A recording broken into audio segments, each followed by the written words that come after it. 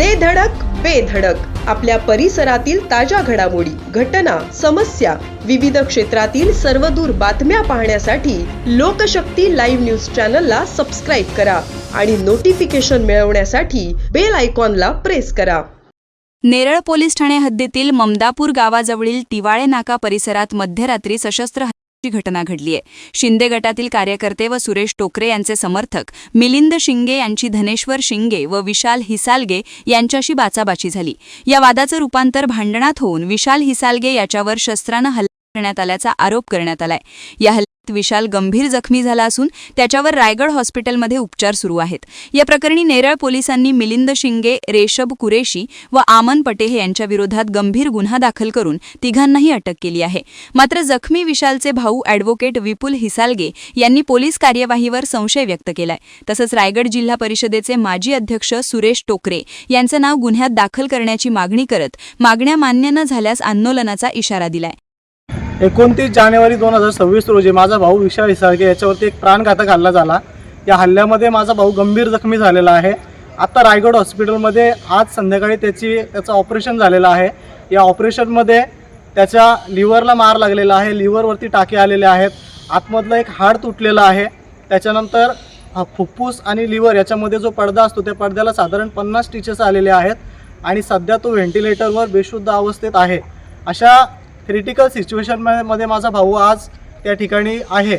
आणि ही जी घटना झाली या घटनेचा घटनाक्रम असा आहे की माझा भाऊ आणि धनेश्वर शिंगे हे दोघेजण टिवाळे नाक्याजवळ उभे होते. त्या ठिकाणी त्यांच्याजवळ धनेश्वर शिंगे आणि विशाल हिसाळगे ज्या जागी उभा आहे त्या ठिकाणी 2 कार आल्या.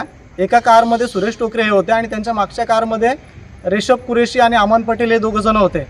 सुरेश टोकरे आणि धनेश्वर शिंगे हे जुने जवळचे मित्र असल्याने सुरेश टोकरे यांनी धनेश्वर शिंगे याला इतर पक्षाचं काम करत असल्यामुळे त्या ठिकाणी शिवीगाळ करण्यास सुरुवात केली. त्यावेळेस माझा भाऊ तिथून साईडला निघून गेला. मात्र सुरेश टोकरे आणि धनेश्वर शिंगे यांचं भांडण संपल्यानंतर सुरेश टोकरे आणि ती जी मागची कार आहे त्या दोन्ही कार नेरळ पोलीस स्टेशनच्या दिशेने रवाना झाल्या आणि त्याच्यातून एक कार पुन्हा रिटर्न आली ज्या कारमध्ये हे दोघे आरोपी होते. आणि आरोपी क्रमांक 1 जो आहे मिलिंद शिंगे हा त्या ठिकाणीच उपस्थित होता टिवाळे हॉटेलजवळ. आणि मग जसं धनेश्वर येऊन माझ्या भावाला सुरेश टोकरेंशी त्याचा काय वाद झाला हे वाद सांगत होता त्यावेळेस तिथे मिलिंद शिंगे आणि इतर जे 2 आरोपी आहेत रेशब कुरेशी आणि अमन पटेल या दोघांनी त्याला त्या ठिकाणी लाथाबुक्क्याने सुरुवातीला मारहाण केली. त्याला जमिनीवर पाडलं. त्यानंतर मिलिंद शिंगे धावत गेला. त्याने चॉपर काढला आणि चॉपरने मिलिंद शिंगेला वार करता आला नाही. तो वार धनेश्वरने कुठेतरी वाचवण्याचा प्रयत्न केला. म्हणून रेशब कुरेशी आणि अमन पटेल या दोघांनी त्यांना प्रभात प्लाझा हॉटेलच्या समोर नेऊन त्या ठिकाणी त्याच्यावरती वार केलेला आहे. आता ही घटना झाल्यानंतर पोलीस या ठिकाणी रायगड हॉस्पिटलला हजर झालेले होते. रात्रभर पोलिसांना एक जी स्टेटमेंट सुरुवातीला आम्ही देत होतो त्या स्टेटमेंटमध्ये पोलीस कायमचे दबाव आणून स्वतःच्या मर्जीने स्टेटमेंट लिहून घेत होते. त्यातही बरेचसे चेंजेस करून त्यांनी सोयीस्कर आरोपींना कसं वाचवता येईल या हिशोबाने ती स्टेटमेंट घेतलेली आहे. ती स्टेटमेंट घेतल्यानंतर कुठेतरी सुरेश टोकरे यांचं नाव येतं म्हणून आमच्यावरती दबाव आणला गेला. पोलिसांनी आम्हाला सांगितलं की तुम्हाला स्टेटमेंट चेंज करावे लागेल म्हणून पुन्हा दुसरी स्टेटमेंट चेंज करण्यात आली. त्याचे मी फोटो रायगड ब्रेकिंग या ग्रुपवर दिलेले आहेत. आणि त्याच्यानंतर जे इन्व्हेस्टिगेशनचं पार्ट आहे त्याच्यामध्ये जे कलम लावले जायला पाहिजे होते ते कलम देखील पोलिसांनी त्या ठिकाणी लावले नाहीत.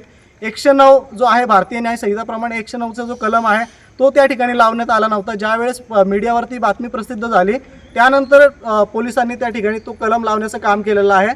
आणि इतरही गोष्टींच्यामध्ये पोलिसांची जी भूमिका आहे ती निश्चितपणे संशयास्पद आहे. सुरेश टोकरे त्या ठिकाणी येतात. त्यांच्यासोबत इतर लोक येतात. ते पुढे जातात. सुरेश टोकरे पुढे थांबतात आणि त्याच्यानंतर ते आरोपी येऊन इकडे मर्डर करतात. याच्यामध्ये सुरेश टोकरेंचा हात असल्याशिवाय ते येतील का? जर सुरेश टोकरेंच्याबद्दल त्यांना एवढा राग असता तर सुरेश टोकरेंची गाडी त्या ठिकाणी उभी असतानाच त्यांनी धनेश्वर शिंगेला त्या ठिकाणी मारहाण केली असती. परंतु त्यांनी तसं न करता सुरेश टोकरेंनी यांनी पुढे जाऊन सांगितलं असावं की जा तुम्ही, मी बघतो.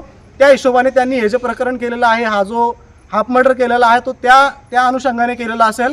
दुसरी गोष्ट म्हणजे अशी की रात्रीच्या 1:30 वाजता कोणी पोलीस स्टेशनच्या बाजूला नसतो. 1:15ला घटना घडल्यानंतर सुरेश टोकरे त्या ठिकाणी 1:30 वाजता पोलीस स्टेशनला येतात. सकाळपर्यंत इकडे पोलिसांना स्टेटमेंट चेंज करायला सांगतात रायगड हॉस्पिटलला. आणि माझं नाव कुठे नको म्हणून तुम्ही प्रेशर आणण्याचा प्रयत्न करताय. याच्यावरून एक गोष्ट सिद्ध होते की सुरेश टोकरे यांचा यामध्ये सहभाग आहे. पोलिसांना आम्ही ज्यावेळेस विचारतो की तुम्ही त्यांचं CDR चेक केलं का तर त्यांनी CDR चेक केलेलं नाही आहे. आरोपीची साधी एक स्टेटमेंट देखील घेतलेली नसावी. आरोपीवरती आत्तापर्यंत गुन्हा दाखल करण्यात आलेला नाही आहे. त्याच्यामुळे आमची मागणी आहे की तुम्ही सुरेश टोकरे यांच्यावर देखील गुन्हा दाखल करा. त्यांचं नाव FIR मध्ये घ्या. संशयित आरोपी म्हणून ज्यावेळेस आम्ही तुम्हाला एखाद्या आरोपीचं नाव सांगतो त्यावेळेस कायद्यानुसार तुम्हाला ते घ्यावं लागतं, तरी देखील तुम्ही का घेत नाही? तुम्ही कोणत्या राजकीय दबावाखाली आहात? त्याच्यानंतर CCTV फुटेजची आम्ही ज्या ठिकाणी मागणी करतोय, हॉटेल प्रभात प्लाझा हे नामांकित हॉटेल आहे, तिथले कॅमेरे रोज चालू असतात. मग ते घटना घडल्याच्या दिवशी नेमके बंद कसे काय? किंवा त्याचे फुटेज आम्ही मागतो तर आम्हाला फुटेज का दिले जात नाहीत? नेरळ पोलीस स्टेशनचा कॅमेरा टिवाले नाक्यावरती आहे, तो कॅमेरा बंद आहे असं तुम्ही पोलीस आम्हाला सांगताय. एवढा सेन्सिटिव्ह एरिया आहे, जर त्या एरियामधला कॅमेरा बंद असेल तर त्याला जबाबदार कोण? टिवाले हॉटेलचे कॅमेरे असतील, इतरही जे कॅमेरे आहेत येण्या जाण्याच्या रस्त्यामधले, ते सर्व कॅमेरे सगळेच कॅमेरे बंद होते. याचा अर्थ तुम्ही कुठेतरी कॅमेऱ्याचे जे फुटेज आहे ते दडवण्याचा प्रयत्न करताय, आरोपींना पाठीशी घालण्याचा प्रयत्न करताय. आणि ह्या सर्व गोष्टींच्यासाठी माझा जीव गेला तरी चालेल, पण माझ्यावरती गुन्हा दाखल झाला तरी चालेल, पण मी उद्या पोलीस स्टेशनसमोर ठिय्या आंदोलन करणार आहे. लोकशक्ती लाईव्हसाठी आनंद सकपाळ, मेरळ. अशाच सच्चाई दर्शवणाऱ्या बातम्या पाहण्यासाठी लोकशक्ती लाईव्ह न्यूज चॅनलला लाईक करा, शेअर करा आणि सबस्क्राईब करा.